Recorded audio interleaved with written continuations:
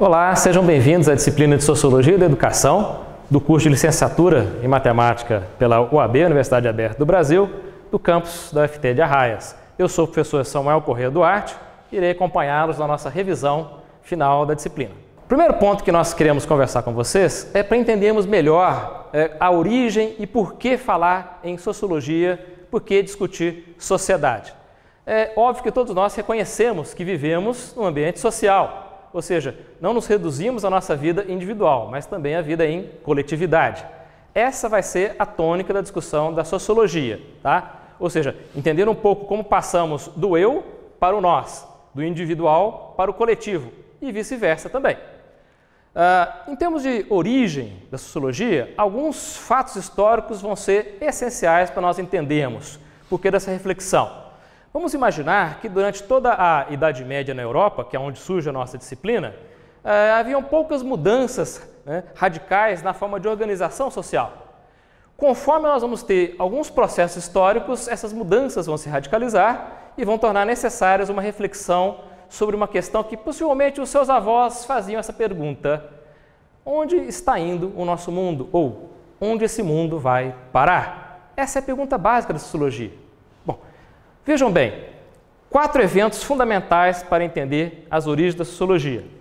O primeiro é a chamada Revolução do Conhecimento, ou também chamado de Iluminismo. Foi um processo importante que vai ser desencadeado já no início do Renascimento na Itália, principalmente em Florença, que vai ser o epicentro desse evento, mas que vai se espalhar pela Europa, sendo radicalizado na Alemanha, onde vai ganhar o nome de Esclarecimento, ou também de Iluminismo. Filósofos importantes como Kant, Rousseau e companhia vão fazer parte desse processo. Tá? Então, há um questionamento. Na base desse questionamento está uma ruptura com o saber teológico, que era dominante durante toda a Idade Média, e a passagem para um saber reflexivo, crítico, onde a centralidade é compreender o lugar do ser humano. Eu vou dar um exemplo que não é da sociologia, mas que nos ajuda a entender. Até a Idade Média, boa parte da nossa medicina, que hoje é bastante avançada, era bastante rudimentar. Por quê? Os estudos sobre o ser humano, principalmente sobre o corpo, sobre a anatomia, eram bastante limitados. Por quê? Por uma tradição religiosa, o corpo era considerado o habitat, vamos dizer assim, do espírito, algo sagrado, e, consequentemente, não podia ser violado. Então, os estudos de anatomia eram bastante incipientes. Você deve imaginar que, sem conhecer a anatomia, é quase impossível ter um conhecimento médico aprofundado. Com o Iluminismo e o Renascimento, vai se quebrar essa barreira. E o corpo humano, que antes era inviolável, ele passa também a ser objeto de estudo. Nós vamos ter um avanço, então, na área da saúde, na área das ciências médicas. E isso vai afetar todas as outras áreas. Eu costumo dizer que é como se o homem que até a Idade Média estava olhando para os céus em busca das suas respostas, agora ele olha para dentro de si mesmo, olha ao seu redor para tentar entender a sua realidade. Daí, então, essa revolução do conhecimento e do iluminismo. Um segundo fenômeno importante, para a gente entender também esse processo, é a chamada Reforma Protestante, que está associada aí ao primeiro. 1517, Abadia de Wittenberg, na Alemanha, um monge chamado Martim Lutero vai afixar o que ele chama de 95 teses, onde ele critica abertamente a Igreja Católica em algumas práticas convencionais. A partir daquele momento, estava quebrada a hegemonia da Igreja Católica em todo o continente europeu e no resto do mundo. Surge a chamada Reforma Protestante. Bom, o nosso ponto aqui não é a religião, não são as crenças, mas a brecha que isso abriu justamente para o avanço da ciência, sem os questionamentos que a Igreja fazia. Cabe lembrar que Galileu foi cerceado nas suas pesquisas, porque afrontava alguns dogmas da Igreja. Copérnico, igualmente. Giordano Bruno, também igualmente, teve que voltar atrás em algumas das suas afirmações científicas, porque contradiziam alguns dogmas da Igreja. Pois muito bem, então a Reforma Protestante também abre um caminho para o questionamento e traz o elemento central da nossa sociedade hoje, que é o quê?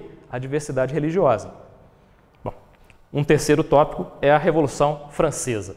Agora a mudança não está no plano do conhecimento e nem da religião, mas no plano da organização social. Até a Idade Média, você tem a ideia central de que cada estado tem um governante e esse governante é soberano absoluto. E ele, inclusive, é consagrado pela Igreja e pela religião. Pois muito bem, 1789, França, há uma quebra radical com isso, simbolizada De que maneira? Os franceses, revoltosos, levam o seu governante, o seu imperador, à guilhotina e ele é executado, ou seja, aplicam pena de morte ao seu governante. Isso é absolutamente radical, de maneira que há uma quebra dessa ideia de um poder absoluto do governante. Isso vai permitir a ascensão ou a retomada daquilo que a gente chama de democracia. A democracia que vem da tradição grega, demo, povo, kratos, governo do povo, vai ser resgatada agora em novas bases, no que a gente chama de democracia representativa, onde nós vamos eleger os nossos representantes para governar. Isso graças a essa mudança da Revolução Francesa. Bom, e um quarto elemento importante é a Revolução Industrial. Se até a Idade Média a nossa produção era basicamente artesanal, e quando eu falo artesanal é porque se dava em oficinas, geralmente essas oficinas ficavam na casa das famílias, e havia ali um mestre artesão e aprendizes que trabalhavam com ele, essa produção era totalmente manufaturada ou produzida de forma artesanal. Pois muito bem, os nossos queridos colegas ingleses promovem uma verdadeira revolução, identificando que essa produção poderia ser mais ágil e mais eficiente se eu transformasse na produção em larga escala, dividindo as tarefas de trabalho e produzindo em larga escala a minha produção. Bom, surge então a Revolução Industrial. Adam Smith, no seu clássico livro A Riqueza das Nações, vai descrever o processo de produção de um alfinete, dividindo em várias etapas diferentes, mostrando como que há um ganho a partir do momento que você divide essas tarefas. Eu dou um exemplo bem simples para você entender. Você já assistiu uma prova de automobilismo, Fórmula 1, por exemplo? Já viu quando os carros param para trocar os seus pneus? E ali você tem mais ou menos 17 a 18 pessoas trabalhando para trocar os 4 pneus daquele automóvel. Eles fazem isso em alguns segundos. Agora imagine você na estrada tendo que trocar os seus 4 pneus do seu carro. Quanto tempo será que você iria gastar? Bom, eu que nem automóvel tenho, iria gastar uma eternidade. Só para dar um exemplo de como que a divisão de tarefas, ela permite você ganhar tempo e produzir em larga escala. E aí você tem então a produção industrial. Juntos, esses 4 fatores criam uma nova sociedade, que é sobre essa sociedade então que a sociologia vai procurar investigar. Bom, destacando um pouquinho sobre a Revolução Industrial, que é o ponto central para nós aqui. Para a gente entender também de que estamos falando de sociologia da educação, a educação envolve um trabalho, o trabalho docente, o trabalho na educação. Pois muito bem, nosso ponto 2, a Revolução Industrial, suas consequências. Nem tudo foram flores. Se houve o progresso, avanço tecnológico, etc., havia também as contradições sociais. Vejam algumas delas. Uma maciça imigração do campo para a cidade, então esse processo de êxodo rural e o inchaço das cidades. Na Inglaterra, Manchester, Birmingham, Liverpool vão se tornar grandes centros e com uma área central de concentração de riqueza e uma periferia onde vão se concentrar as classes trabalhadoras.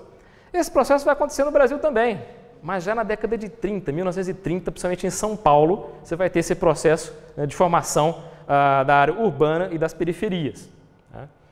Segundo, engajou mulheres e crianças em jornadas de trabalho de pelo menos 12 horas. Não havia nenhuma legislação trabalhista. Então as pessoas trabalhavam diuturnamente, 7 dias por semana, em jornadas de trabalho de longa extensão. E trabalhavam mulheres, crianças, todas as pessoas. Terceiro, surgiram grandes cidades industriais sem a infraestrutura de moradias, serviços sanitários, então não havia saneamento básico, não havia moradia disponível para todo mundo, os recursos de saúde eram precários. Ou seja, esse trabalhador tinha uma jornada de trabalho diária de 8, 10, 12 horas, não havia descanso semanal, não havia férias, não havia nenhum tipo de seguro e nem acesso à saúde. A condição dele era muito precária, a expectativa de vida dele era muito baixa. E não havia nenhuma legislação trabalhista com previsão de férias, salário mínimo e outros direitos. Então, era um grau máximo de exploração da mão de obra. Tudo bem, é nesse contexto que surge a Revolução Industrial. Será que isso ficou desse jeito? Não. A história nos diz que os trabalhadores passaram a se unir e se organizar em movimentos, como sindicatos, para reivindicar melhores condições de trabalho. E chegamos na condição que temos hoje, com toda a legislação trabalhista e etc.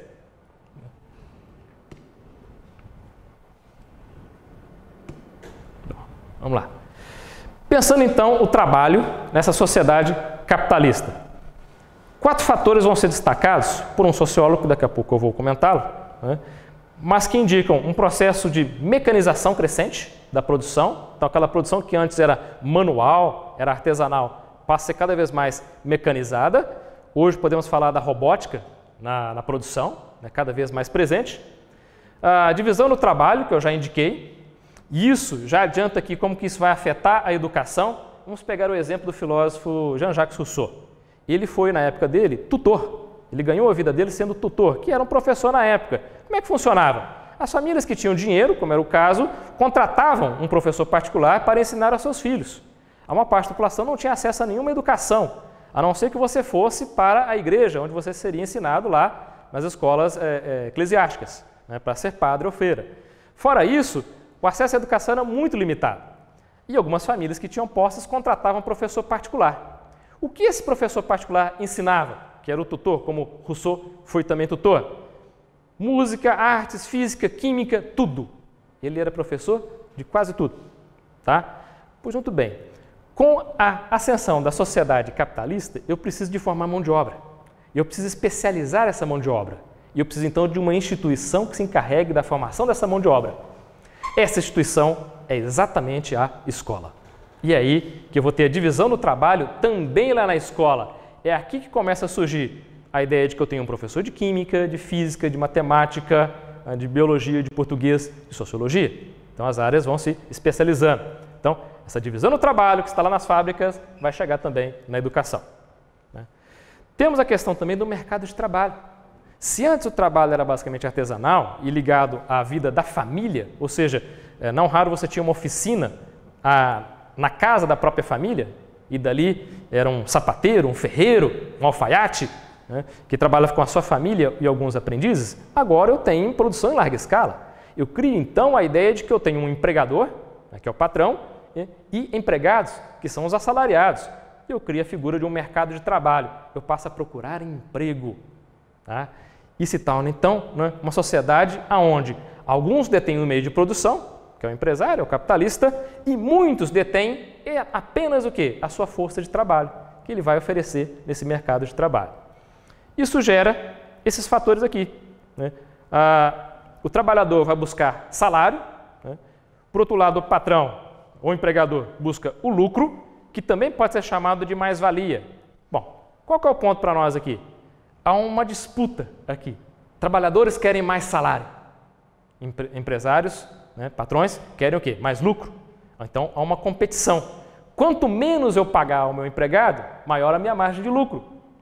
Por outro lado, quanto mais receber o empregado, reduz essa margem de lucro do patrão. Então, há uma disputa aqui que é um começo de um conflito de classes que vai ser abordado por Karl Marx. Tá? Muito bem. Então, esses são alguns elementos básicos dessa sociedade capitalista e, repito, o professor está inserido nesse contexto. Vamos lá. Veja aqui uma definição de sociologia trazida por um autor que está na nossa apostila, chamado Talcott Parsons, um autor americano, já contemporâneo. Ele diz assim: a sociologia é uma ciência que relaciona claramente com a observação e análise do comportamento social. Então vejam, observar o comportamento das pessoas. Isso é, a interação da pluralidade de seres humanos, comportamento aonde? Coletivo. Com as formas assumidas por suas relações e a variedade das condições e determinantes dessas formas, assim como as mudanças nelas ocorridas.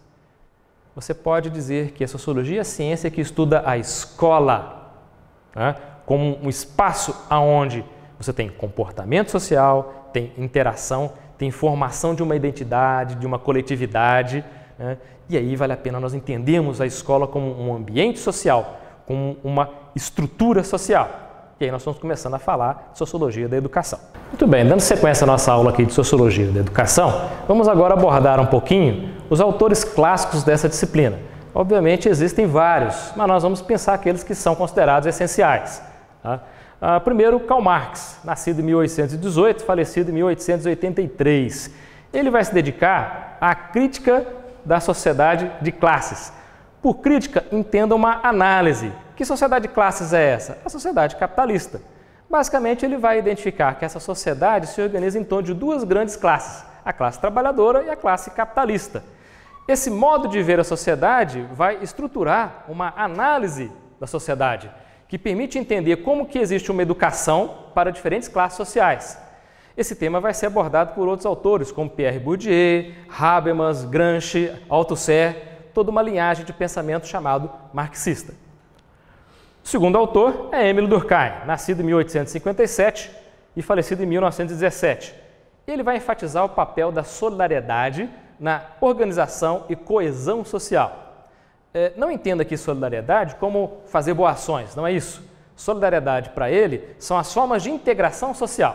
E daí ele identifica duas formas básicas. O que ele chama de solidariedade mecânica, que é aquela que se estabelece por uma identificação. Por exemplo, quando você encontra alguém que tem a mesma religião que você, que torce para o mesmo time que você, que vem da mesma cidade que você estabelece ali uma relação de identificação. Tá? Então é uma solidariedade mecânica, porque automática. Por outro lado, tem a solidariedade chamada orgânica. Essa se dá pelas diferenças, pela integração dos diferentes, que é típica da sociedade industrial, da sociedade de classes. Peguemos o caso da escola. Na escola nós temos uma solidariedade mecânica pela identificação, por exemplo, o uniforme escolar que os alunos usam, que identificam qual a sua escola. Né? Mas também há uma solidariedade orgânica quando pensamos nos professores das diferentes matérias, física, química, matemática, cada um ali contribuindo com a sua parcela para a integralização do currículo. Tá? Muito bem, Durkheim vai enfatizar esse aspecto. E por fim, Max Weber, nascido em 1864, falecido em 1920, ele vai enfatizar o que ele chama de racionalização do mundo. Ao analisar na sua obra clássica, A Ética Protestante e o Espírito do Capitalismo, ele vai dizer que a grande característica do capitalismo é a racionalização dos processos sociais. Aliás, curiosidade, ele vai chamar a atenção para uma profissão que para ele é central para o capitalismo, é a contabilidade. O que seria do capitalismo sem a capacidade contábil, de você ter controle daquilo que se ganha e daquilo que se gasta? Isso está na base de qualquer empresa moderna. Pois muito bem, é essa racionalização que vai invadir todos os setores da vida, segundo Max Weber, incluindo aí a escola. Pense num aspecto que ele vai destacar, que é a chamada burocracia. Você deve estar imaginando, meu Deus do céu, burocracia é algo péssimo. É quando eu vou, por exemplo, a um escritório público e demoro muito tempo para ser atendido. Não, isso não é burocracia. Isso é um mau funcionamento dela. Burocracia significa uma racionalização dos processos. Quer ver um exemplo simples? Em alguns hospitais você tem o atendimento de acordo com o chamado protocolo de Manchester. O que diz o protocolo de Manchester? Que os casos vão ser atendidos de acordo com a sua gravidade. Então, casos que são mais graves, um traumatismo craniano, por exemplo, tem que ser atendido urgentemente. Um caso de média gravidade pode talvez esperar um pouquinho, não muito tempo, mas pode esperar algum pouco tempo. Já um caso de leve gravidade ou baixa gravidade pode esperar um outro tempo, se houver assim necessidade da demanda de atendimento. Tá? Isso é uma racionalização. Tá? Isso também é a burocracia. Pois muito bem, a escola, como nós conhecemos hoje, ela é altamente burocratizada. Desde o início que você vai buscar uma matrícula, desde o histórico do aluno, a oferta das disciplinas, tudo está normatizado, regulamentado, de forma a racionalizar esse processo educacional, que nós chamamos de escola moderna. Tudo bem.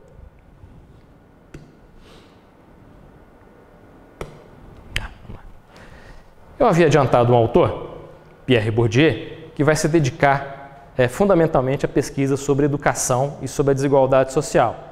Ele está baseado fundamentalmente em Karl Marx, mas também dialogando com Max Weber, por exemplo, e Pierre Bourdieu. Bom, ele trata da escola e cria ou funda uma linha de pensamento que a gente chama de escola reprodutivista. Por quê? Ele parte de uma constatação. A escola tal qual nós conhecemos, mesmo quando ela diz que visa emancipar, visa libertar, visa promover a igualdade, na prática ela promove a reprodução da sociedade. Ou traduzindo, de uma forma bem objetiva, nós vamos ter aí escola para pobres e escolas para ricos, escola para a classe trabalhadora e escola para a elite. Tá? Muito bem, por isso reprodução. Nesse sentido, a escola para ele é uma ferramenta de poder que reproduz desigualdades. Veja bem, nenhuma escola vai admitir isso verbalmente. Você perguntar a qualquer diretor de escola, a sua escola reproduz desigualdade? Ele vai dizer, não, claro que não. Mas quando nós analisamos o sistema globalmente, é isso que nós verificamos. E ele fez esse estudo na França, mas esse estudo também se aplica ao Brasil. Ao longo do nosso curso, nós vimos alguns vídeos, alguns materiais que indicavam justamente essa realidade. Bom, significa que na escola se mantém então o poder simbólico.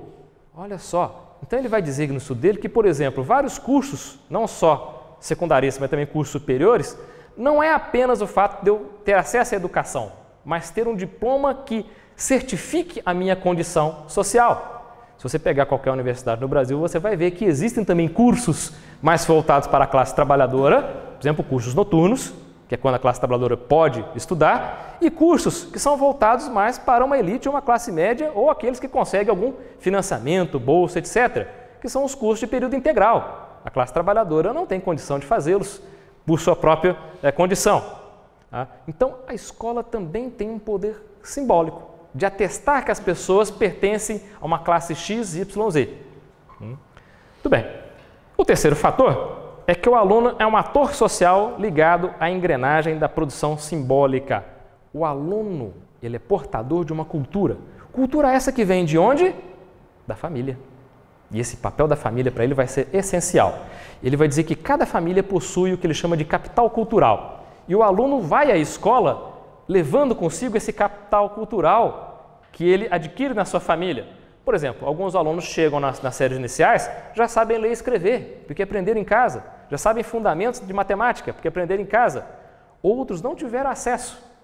Ele vai dizer que, em boa medida, isso tem a ver com a classe social a qual pertence essa família. E quarto fator, a escola é um artifício de reafirmação, então, de poderes, ou seja, legitimar que uma classe tenha uma educação de melhor qualidade, permite que ela mantenha a sua posição hegemônica na sociedade. Tá?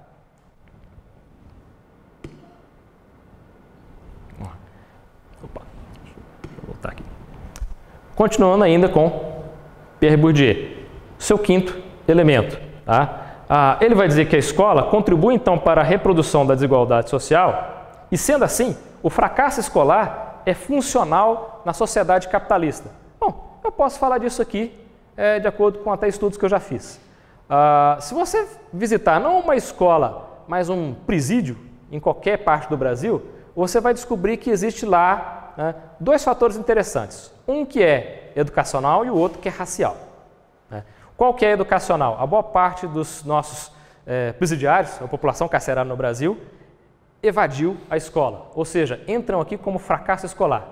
O fracasso escolar geralmente é a porta de entrada para o universo da marginalização. Não estou falando marginalidade, estou falando marginalização. E aí a cadeia é uma forma de punir essa marginalização. Por outro lado, se você for também a um presídio, você vai ver que boa parte da população é de origem pobre ou negros e pardos, é a grande maioria. Então você percebe que o presídio ele tem um sentido de reforçar uma punição a uma parcela da sociedade que fracassou naquilo que é a proposta da escola, escola como reprodução. Em outras palavras, o que Bourdieu está dizendo? Essa escola não foi feita para essa população. A escola procura, inclusive, de acordo com os meios possíveis, expulsar essa população.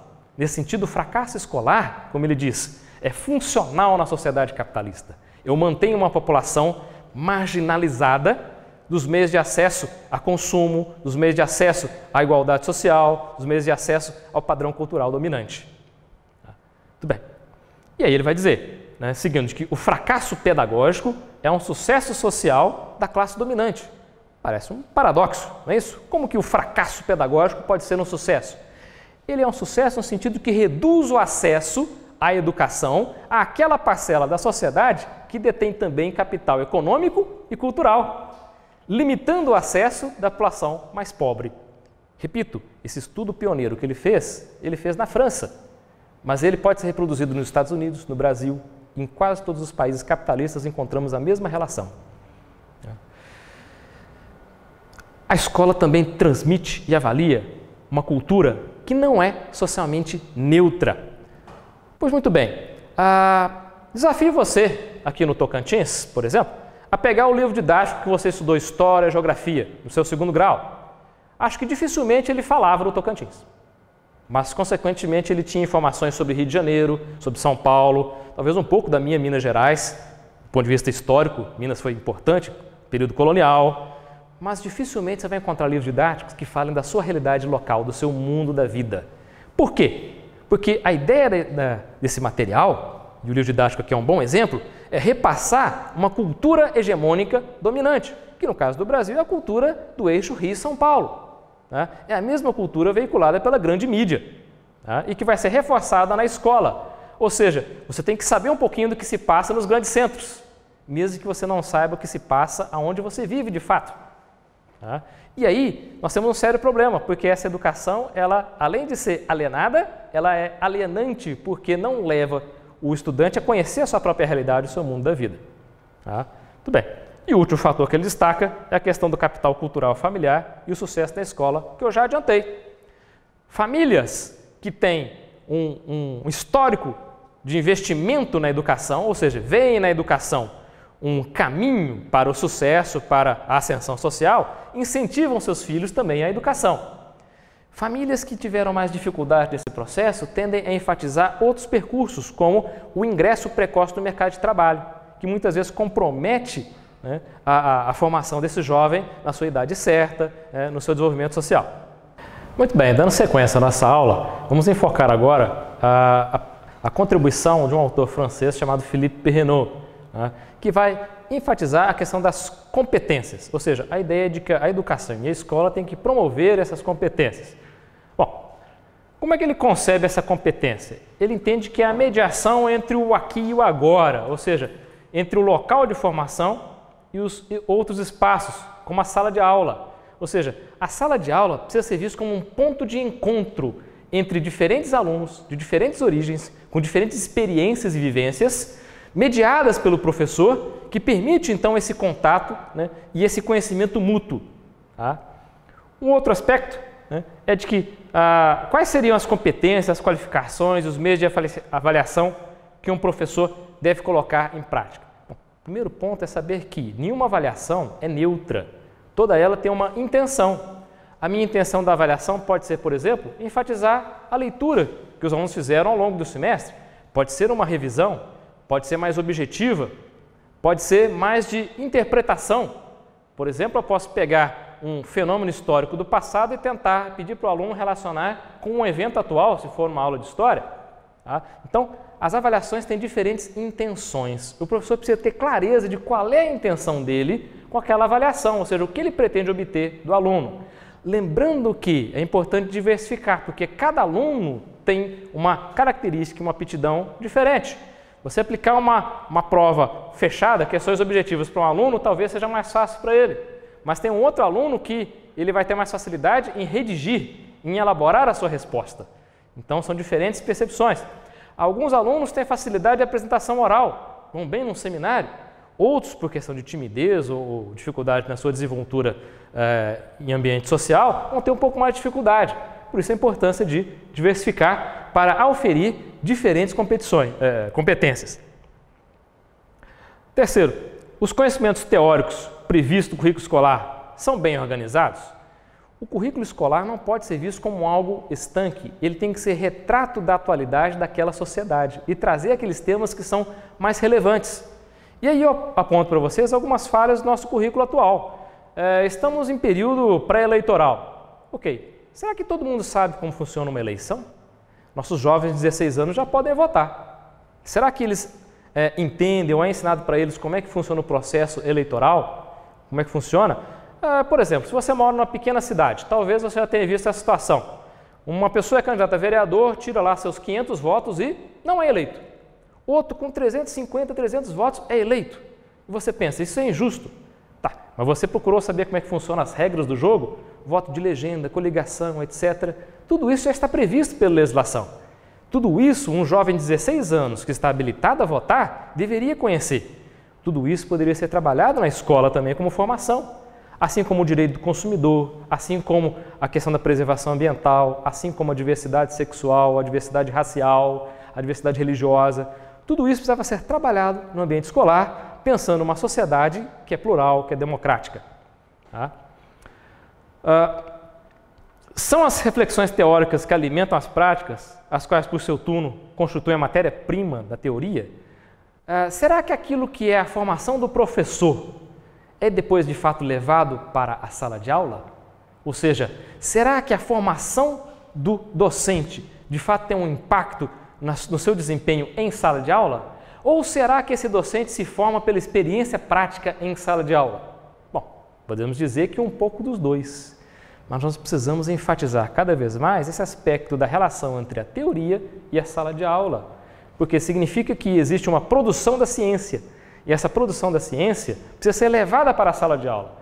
Os nossos jovens precisam ter acesso àquilo que há de mais avançado, mais contemporâneo em termos de ciência, para garantir de que haja um progresso científico de geração em geração. Essa é a ideia, né, do processo educacional.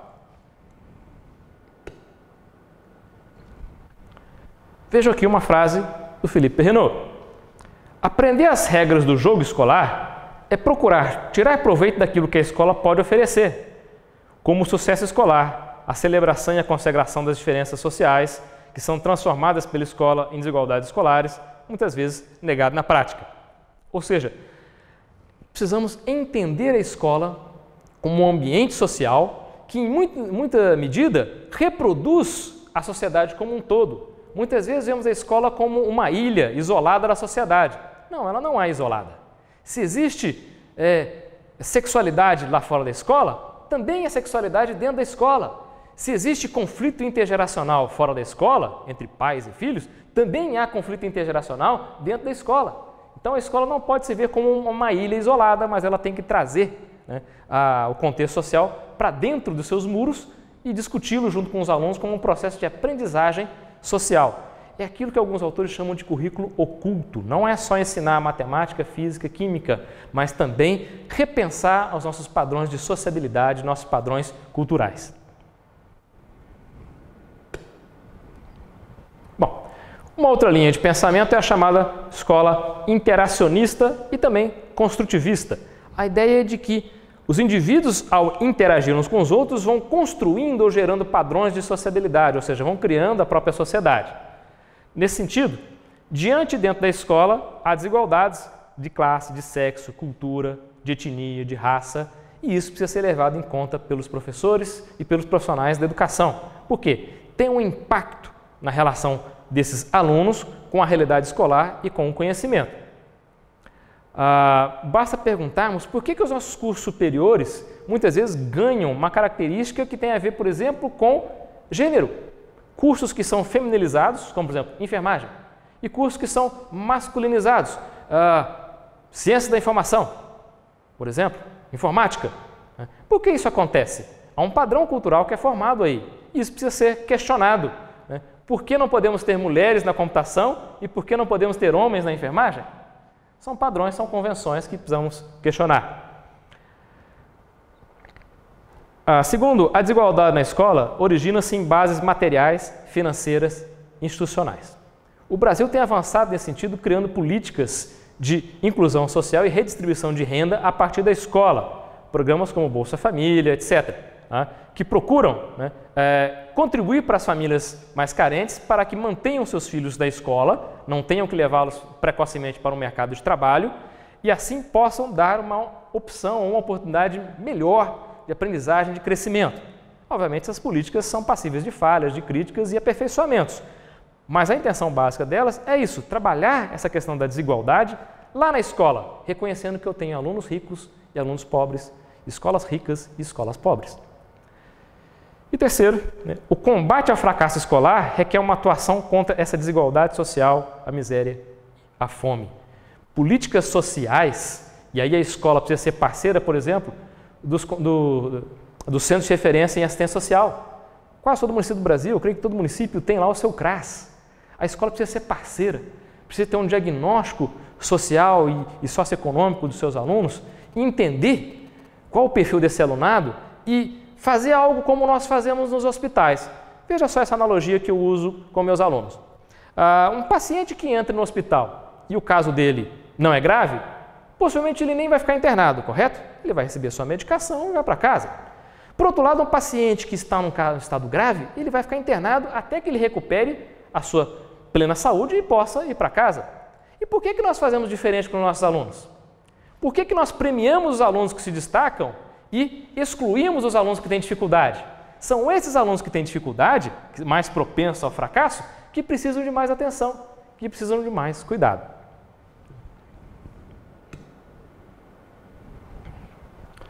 Muito bem. E, feita essa exposição, podemos encaminhar para o nosso autor chamado François Dubé, que faz a seguinte pergunta: no que consiste uma escola justa? Justa no sentido da sociedade social, a justiça social.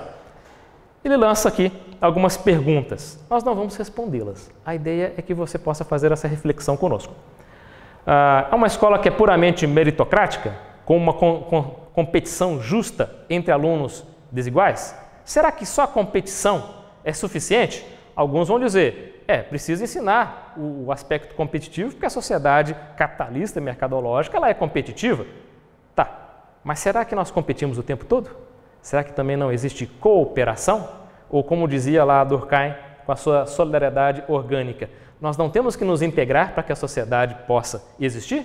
No dia a dia é assim que funciona. Compensar as desigualdades sociais dando mais a quem tem menos? Essa é a ideia da justiça redistributiva que nós falamos anteriormente. Então, se eu tenho uma família mais precária, do ponto de vista socioeconômico, ela precisa de um auxílio, de um apoio para que possa se desenvolver. Tá, mas até que ponto ela vai ter esse auxílio ou não? Isso é um critério que precisa ser definido. Tá? Cabe dizer que o próprio conceito de pobreza, ele é uma ideia estabelecida, baseada num certo nível de renda que as pessoas necessitariam para ter uma sobrevivência mínima. Tá? Bom, isso pensando de que eu tenho a pobreza e abaixo dessa linha da pobreza as pessoas não têm uma qualidade de vida. Então eu tenho que criar políticas redistributivas para tirar essas pessoas da pobreza e promover aí a qualidade de vida, a integração social. Garantir a todos, independente da sua origem social e do seu desempenho, um mínimo de conhecimentos e competências? Isso aqui tem a ver com o pensamento de um autor chamado Antônio Gramsci. Gramsci vai defender a ideia de uma escola unitária, ou seja, uma escola igual para todos, independente da sua origem social. Igual em que sentido? Nos conhecimentos e oportunidades que ela proporciona, por isso seria unitária, independente aí da origem social e do seu desempenho. E que garanta um mínimo de conhecimentos e competências. No Brasil nós temos algumas políticas que procuram fazer isso aqui, por exemplo, o PNAE, o Programa da Alfabetização na Idade Certa, tenta equacionar a defasagem da alfabetização que algumas crianças têm ao longo do seu percurso escolar. A ideia é justamente garantir a todos um mínimo de competências e conhecimentos.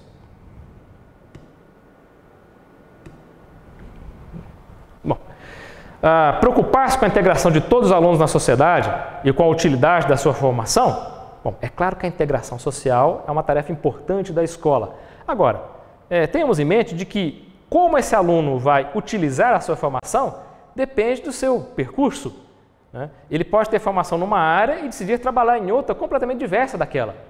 Esse é um outro mito também que nós precisamos parar de alimentar, de que a pessoa vai se formar, por exemplo, num curso superior e vai atuar naquela área na qual ele se formou. Talvez aquela formação dele lhe permita atuar em outras áreas diversificadas. Então, o uso que se faz da formação, ela está muito mais ligada à história de vida do aluno do que propriamente de uma certa obrigação que eu tenho com aquela formação. Mas a ideia de que eu propicio a integração de todos os alunos com a sociedade é sim uma tarefa da escola. Tentar fazer com que as desigualdades escolares não pesem ainda mais sobre as desigualdades sociais? Sim, isso aqui é claro que é uma tarefa da escola moderna que pensa na inclusão social e na promoção da igualdade. Ou seja, o que são essas desigualdades escolares? Podemos pensar em dois prismas. Tanto a desigualdade entre escolas, que não deveria existir, escola rica e escola pobre, mas existe, isso é um fato, temos que lidar com ele. Tentamos, então, reduzir isso. As políticas sociais que falamos antes tentam fazer isso. Mas podemos pensar as desigualdades escolares aqui no sentido individual, da capacidade cognitiva ou do que Vygotsky chama dos ritmos de aprendizagem. Isso é algo importante. Volto à minha analogia médica aqui. Talvez um paciente no hospital precise de um dia apenas para se recuperar de uma virose, talvez. Mas de uma infecção grave ele precisa talvez de 30 dias ou mais. Muito bem, um aluno na escola, ele todos eles são capazes de aprendizagem. Isso é algo essencial para nós. Tá? Nós não trabalhamos com a ideia de que existe incapacidade. Todos são capazes. Acontece que os ritmos de aprendizagem são diferenciados principalmente de acordo com cada área. Um aluno talvez tenha mais facilidade com o português, com a história, e um pouco mais de dificuldade com a matemática, a química, ou vice-versa. Bom, o que nós temos que fazer? Desenvolver essas altas habilidades e competências que o aluno tem, mas não descuidar das suas fragilidades, daquilo que ele tem mais dificuldade. Se ele precisa de um ritmo mais lento, se ele precisa de mais incentivo, se ele precisa de mais atividades, isso precisa ter um diagnóstico do professor. E aí está um ponto importante para esses autores. Pararmos de ver a escola como um grande agregado, uma massa de alunos, e começar a ter uma visão um pouco mais clínica da educação. E identificar cada aluno, identificar qual é o seu quadro de aprendizagem, o seu ritmo e como que eu posso ajudá-lo a também ter sucesso como qualquer outro aluno. Quer ver um exemplo interessantíssimo disso? Acho que todos aqui conhecem a APAE. A APAE faz isso com muito sucesso, com alunos que não teriam espaço na escola normal. Mas consegue trabalhar esses alunos com dificuldade de aprendizagem, com dificuldades psicológicas e cognitivas e fazer com que eles aprendam e se desenvolvam. Tá? Mostra que isso é possível, é capaz. Tá? Muito bem. Tá? Com isso, nós estamos aqui concluindo essa revisão, ressaltando para vocês de que aqui nós não estamos esgotando aquilo que a sociologia da educação tem em termos de contribuição. Espero que seja apenas o ponto de partida para que vocês continuem os seus estudos e seu aprendizado. E no mais, agradeço a companhia de vocês durante esse período e contem conosco para estudos futuros. Um abraço, professor Samuel.